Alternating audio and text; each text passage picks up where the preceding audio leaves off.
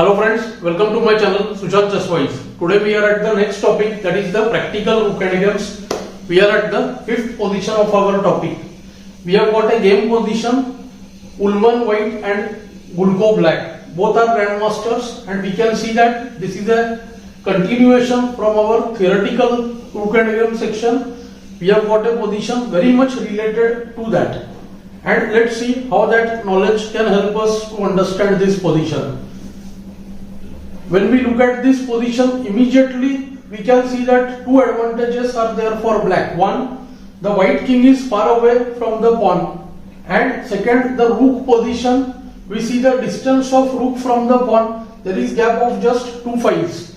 If the gap is of 3 files, the drawing chances are very high. It looks like black can win the game in many ways, but it's not so. Black has to play very accurately, and same is applicable for white. White is in more danger.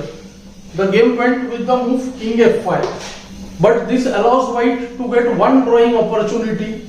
Let's see how. After kg3, king e4.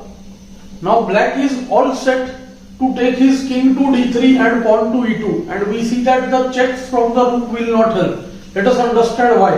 After rook b4 check, kd3, rook b3 check, black simply attacks the rook, and now the problem is seen. King is away on g3, e2 is threatened, and the rook is attacked. So after the move rook a3, if the rook would have been already here, the rook would have given checks, but now after e2 the rook falls short.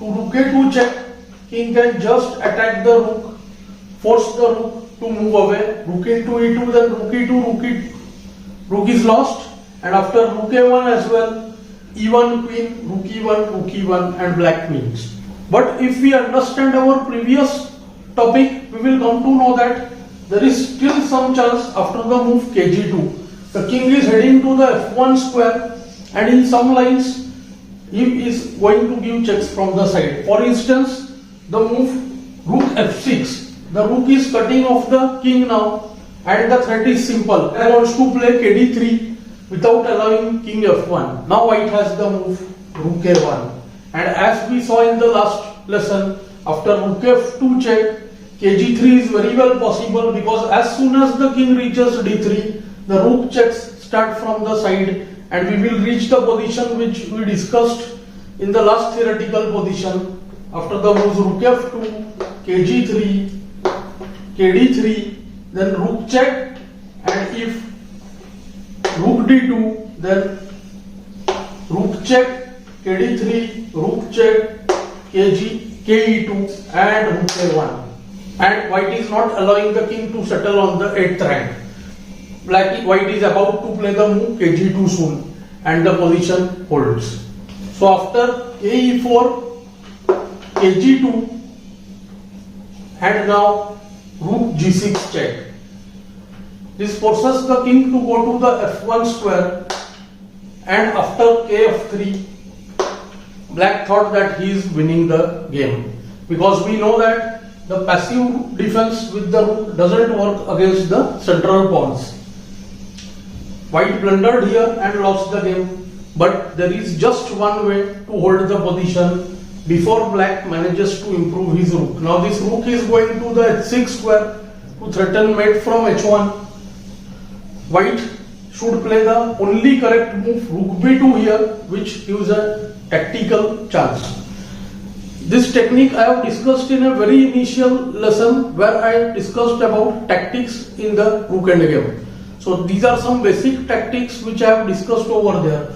Now in the game, white played rook b3, to which rook a6 threatening mate from a1, rook b1 forced, rook h6 threatening mate, and after kg1 only move rook g6 check, and it's game over, because after king f1 there is e2 check, ke1, rook g1, and if the king is cut in the corner, then there is just king f2 threatening mate, and rook b2 check allows e2. So here white resigned. The only defending move was the move rook b2 using a small tactic that if rook a6 now, then comes rook f2 check. Very important idea based on the concept of stalemate. Now e into f2 is stalemate, so the king has to move to e4 and now the rook will assume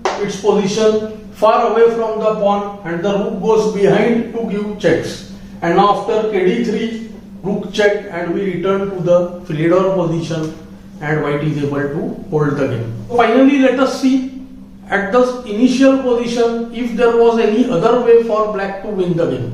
Black could have won the game by cutting off the king on the rank. Sometimes cutting off the king from the rank is even more effective than cutting it off from the file.